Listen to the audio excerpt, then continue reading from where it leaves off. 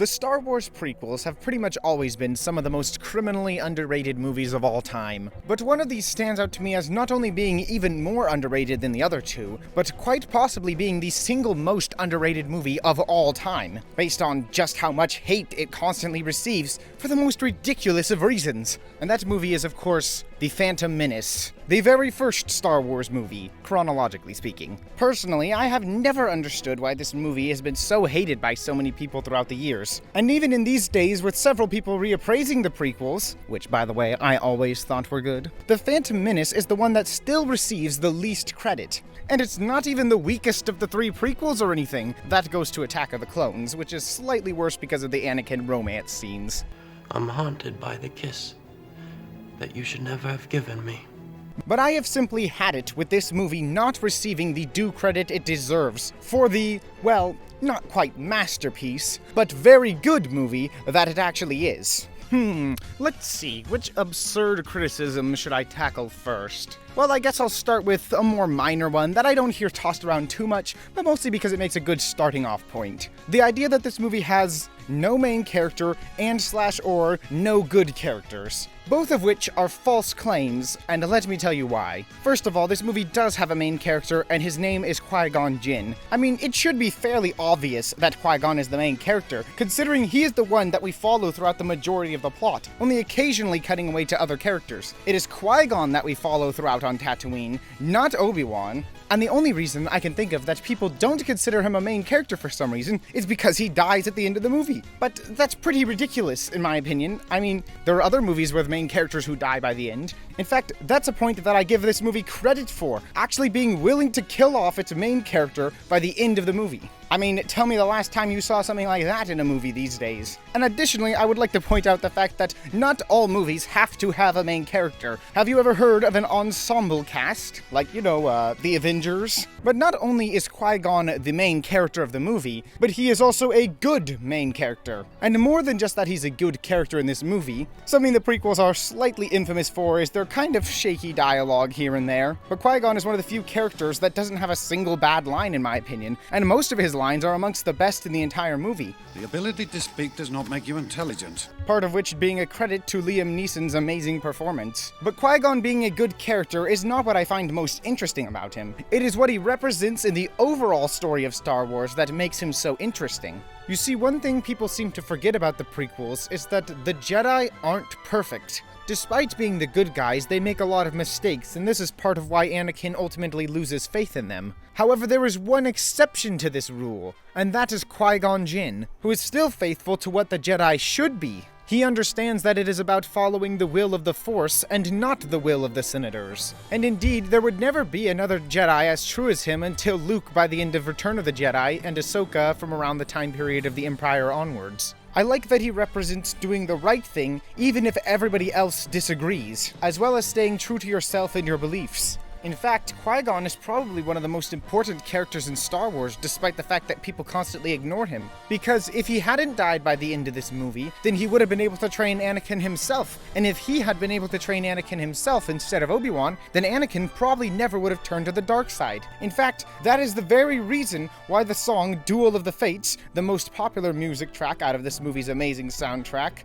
is titled Duel of the Fates. Because it is a duel over the fate of Anakin. And all that Darth Maul actually needed to accomplish was exactly what he did, kill Qui-Gon Jinn, so that way he would not be able to teach Anakin, thus making him susceptible to Palpatine. Of course, Darth Maul didn't realize how much he had actually accomplished at this time, because he was just being puppeteered by Palpatine. But that's a whole nother story for a potential Clone Wars related video in the future. So as you can see, Qui-Gon Jinn is actually quite an excellent character that represents a lot of interesting themes and is more relevant to the overall plot of the original 6 movies than people give him credit for. But he isn't the only good character in this movie, as this movie also brings us the young Obi Wan Kenobi. And though he doesn't do too much, he also has some very good lines in this movie. movie, which have gone down in legend. Why do I sense we've picked up another pathetic life form? And I think his storyline throughout the entire prequel trilogy is really well written. Because of Qui-Gon's death in this movie, he didn't get to spend as much time with him as he needed to really gain all the wisdom that his master had, which is why he isn't able to perfectly teach Anakin the way Qui-Gon would have, thus leading to his ultimate fall to the dark side. And of course, I can't forget to mention Padme,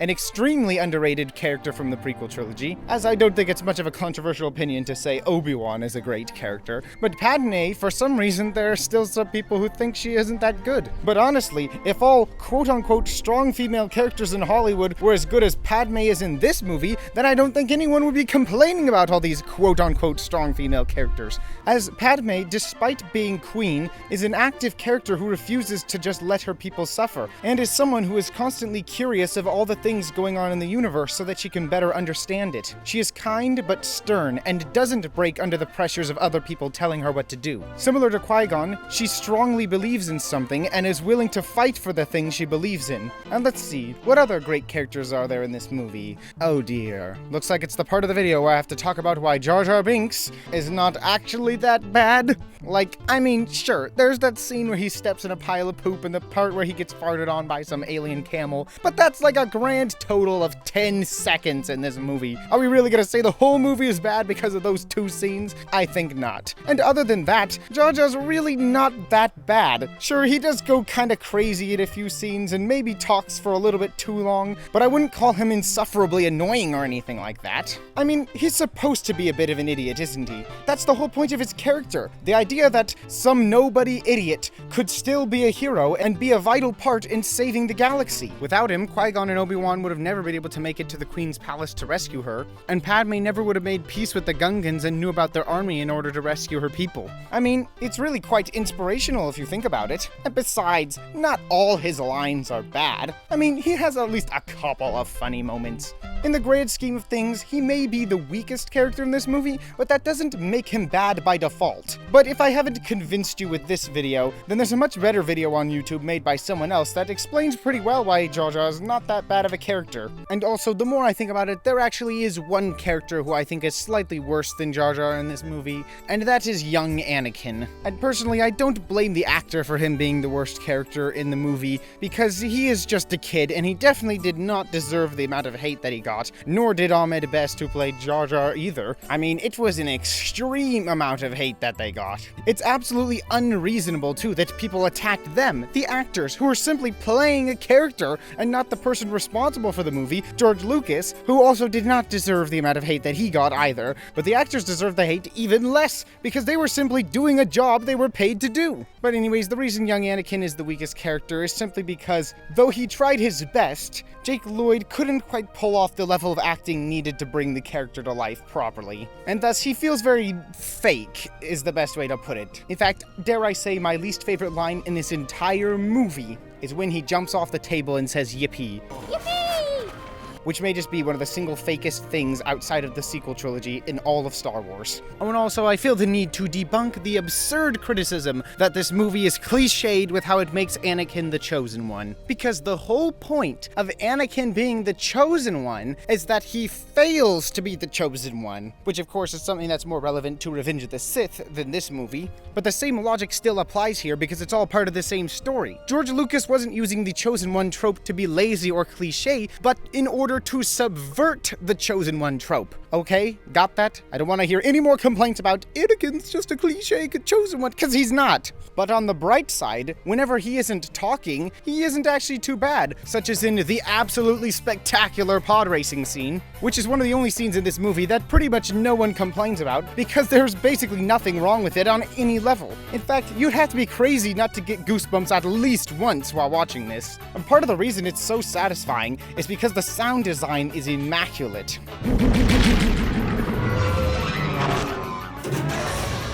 But more so than that, it is an extremely well-paced race, as it spends the first lap establishing the dangerous, deadly threats along the course. Then in the second lap, we get to see how Anakin passes up on all the other racers, leading to just him and Sebulba in the final lap, which is what makes the final lap so intense, since now that everyone else is gone, it's just him versus Sebulba, and seeing how vicious Sebulba is in the previous laps just makes his confrontation with Anakin even more intense. It is a genuinely perfect slice of cinema, and almost certainly the single best part of this movie. I mean, how can you say a movie that has this scene in it is like a 1 out of 10? That's ridiculous. And speaking of things most people don't usually complain about in this movie, that brings me to Darth Maul, who isn't much of a character in this movie in particular, but boy does he have one of the greatest designs in Star Wars history. He genuinely looks evil. But that's what's genius about his design, is he looks like the most pure evil, vile villain in the entire universe. And yet, he is only the apprentice, which is just a subtle way of foreshadowing just how evil Palpatine really is. Well, as of course you've already seen Return of the Jedi, then you kind of already know how evil he is, but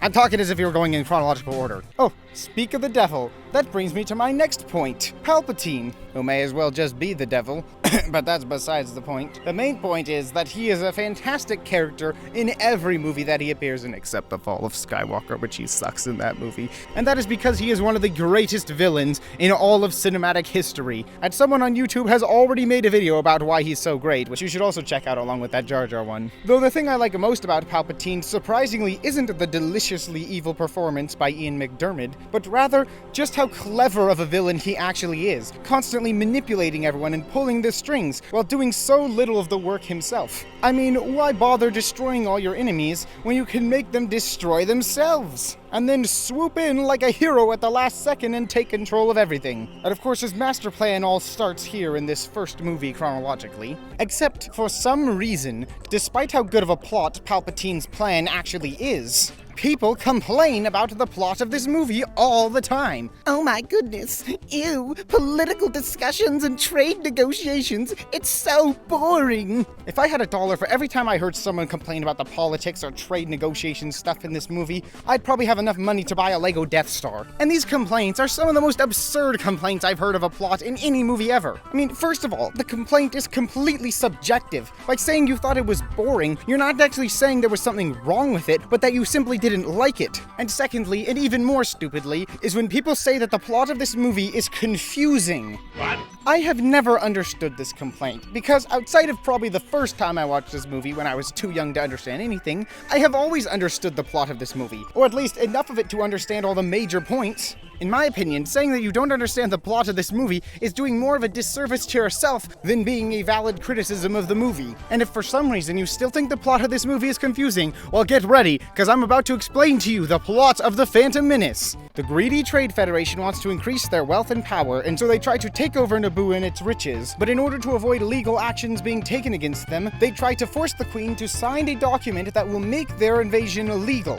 So then, Qui-Gon and Obi Wan, who fail to stop the invasion, are forced to flee with the Queen to Tatooine, where they meet Anakin and need his help in order to leave that planet because of their engine problems. But when they return to Coruscant, Padme is unable to convince the senators to take action, as well as Qui-Gon failing to convince the Jedi that Anakin should be trained because they are too afraid of the fear that is building up within him. And so, because Padme can't get any action from the Senate, she decides to go back to her home planet with the help of Jar Jar Binks in order to use the Gungan army to help retake her planet.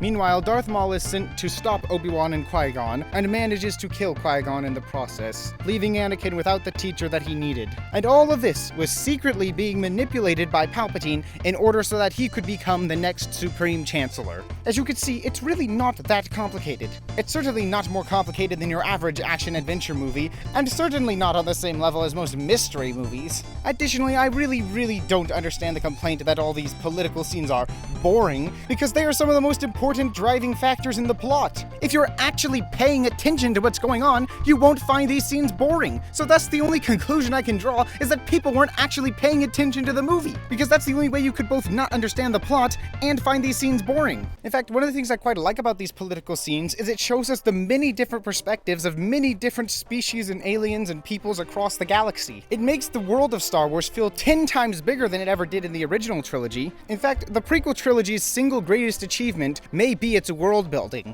While Tatooine may be reused from the original trilogy, the locations that we do see in this movie are arguably more interesting than a lot of the places we saw in the original trilogy, and Naboo and Coruscant are probably two of the best planets in all of Star Wars with how fleshed out they are. And on top of that, I like that they actually feel more like alien planets, and not just some part of Earth, but the whole planet! One of my favorite things about Naboo is how it is inhabited by two different main species, both humans and Gungans. And unlike planets like Tatooine, which do have other aliens, in this case, they actually come from the same planet and aren't just random visitors who happen to be there at that time. And speaking of aliens, I think that this movie has some of the best and most creative alien designs in all of Star Wars. As yet again, like with the planets, they actually look alien, and this is helped by the fact that this is the first movie where they have access to CGI in order to make the aliens. And of course, this leads to yet another complaint that people have about this movie, which is that there's too much CGI and it all looks fake. But I think most people who make this complaint seem to have forgotten that this movie came out in 1999. At the time it was released,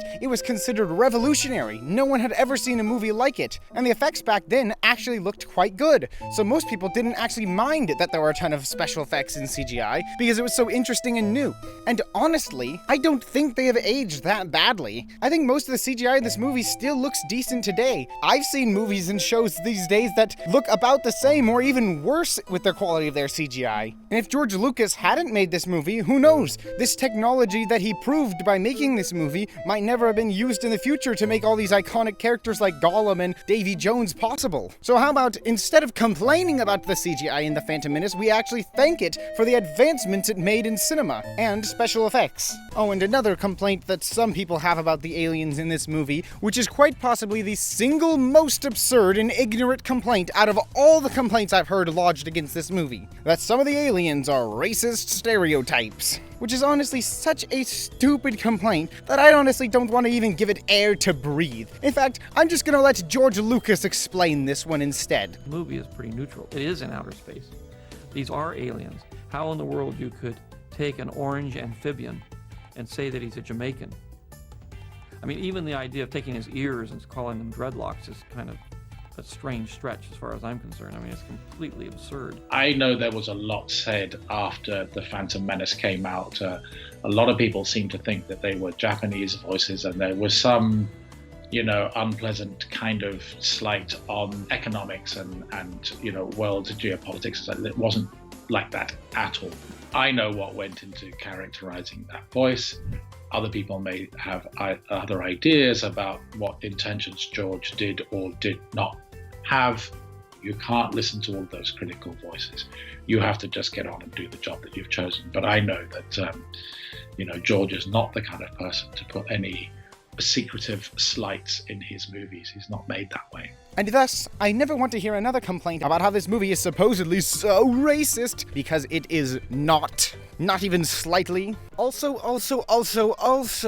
I should mention while I'm still on the subject of world building, the Midichlorians. Yet another aspect of this movie that is hated by many corners of the fan base, and I truly mean hated. And yet, the only reason that it seems to be so hated is based on a complete and utter misconception and misunderstanding of what Midichlorians actually are, and what their purpose was intended to be by George Lucas himself. That was kind of hard to say in one breath. You see, from what I gather, the main reason people seem to hate Midichlorians is because it demystifies the Force. But that is wrong for a couple reasons. First of which being that Midichlorians are not the Force. They're two separate things. 3 if you also count people as well. There is still the Force as its own mysterious entity which can affect things both physically and mentally. Then you have people who can actually use the Force and manipulate it to their advantage. And in between them exists the Midichlorians, almost like a bridge of sorts. And the whole point of Midichlorians is simply to give an explanation for why some people are stronger with the Force than others, as every single being in the Star Wars universe is connected to the the Force in some form or another, but only some people can actually feel the Force and use it to their advantage. And its primary purpose and use in this story is to explain why Darth Vader / Anakin Skywalker is one of the most powerful characters in the Star Wars universe. That's it. It's simply a way to explain the power difference between characters. Nothing else. It genuinely baffles me how some people can hate this thing so much that they declared Star Wars as dead the moment that they were mentioned. It's absolutely and utterly absurd. Well, I guess it's just more proof that the people who complain about this movie didn't actually pay attention. And while we're still in the general zone of world building, another thing that I think people don't give George Lucas enough credit for is his invention of the battle droids as the main foot soldiers to be defeated. As you see, one of the only problems with the original trilogy's stormtroopers is that they're all just humans underneath there, and most of them are just being hired. Like, they didn't necessarily do anything wrong. Of course, they still tried to portray them as evil so we don't feel bad when the heroes defeat them, but you still do feel a little bit of sympathy for them because they're humans. But the prequel trilogy doesn't have that problem because the battle droids are just robots that are factory made, and thus our heroes are allowed to hack and slash as many of them as they want, giving us all the action we could ever desire for without us ever having to worry about anyone real being killed underneath. And on top of that, they're also way funnier than the stormtroopers ever were, and even more so in the Clone Wars. And you know, speaking of hacking and slashing enemies, that reminds me of that other part I brought up briefly a couple times but haven't really discussed in detail, is the lightsaber battle between Darth Maul, Obi Wan, and Qui-Gon, which is probably in the top 3 lightsaber fights in all of Star Wars. Well, at least in the movies. There are a lot of really good ones in the Clone Wars and Rebels that definitely give it a run for its money. But this one is extra impressive because it's a live action, meaning all the actors had to do the stunts themselves. In fact, the main reason that Ray Park was cast in the role of Darth Maul was because he was actually able to do all those stunts himself. One of the things that made Darth Maul's character so iconic was his crazy maneuverability, especially considering he wielded a double-bladed lightsaber, which would have made it even harder to maneuver than just a single-bladed one. And yet despite that, the choreography of this fight is some of the most impressive seen in all of cinematic history. And the cherry on top of the cake is the really unique and interesting setting that this battle takes place in. Walkways over an infinite pit of death, with glowing pillars of light surrounding them. It's visually stunning. In fact, this whole movie is visually stunning, and unless you're a stickler about the CGI, it's pretty hard to deny that. George Lucas has a really good eye for what makes a shot look really good. I mean, he did invent the most iconic shot in Star Wars history with Luke looking at the twin suns in A New Hope. I can't remember who said this, but another YouTuber put it really well when they said that George Lucas is the master of wide shots. And in my opinion, wide shots are some of the most underutilized in cinema, as they are not able to convey so much more of the scene due to their zoomed out perspective, but it's possible to convey emotions in a really powerful way that many people don't realize by having the camera zoomed out. They think you have to always go up close to get these emotions. And yet, George Lucas is able to convey those same emotions with any angle he wants. And I will defend his directing to my death. And all that "A New Hope was saved in the edit" nonsense is just a load of baloney. Without George Lucas's directing, A New Hope would have failed. It wasn't just the editing that made that movie good. But that's a story for another time, I'm sure, when I eventually get to A New Hope in this Star Wars video series. Oops, did I spoil that this is going to be a series? Well, stay tuned for all those future videos, too. But I'm not quite done with this one yet. My last point that I wanted to bring up, it's quite possibly the most frustrating out of all the points in this video. It may not be the stupidest or most ignorant out of all the complaints I've heard thrown against this movie, but it is the one that annoys me the most. And that is the idea that the prequel trilogy is not Star Wars because it is not like the original trilogy. And I don't want to sound rude, but the only way I can describe this is pure fan entitlement. How can you say what Star Wars is or supposed to be if you are not the creator who invented the series? It's like if you paint your house white, and somebody comes along, well, that should be a greenhouse. Well, fine, but I wanted to paint it white. I don't think there's anything wrong with painting it white. I don't think there's anything wrong with me for painting it white. Maybe it should be a greenhouse.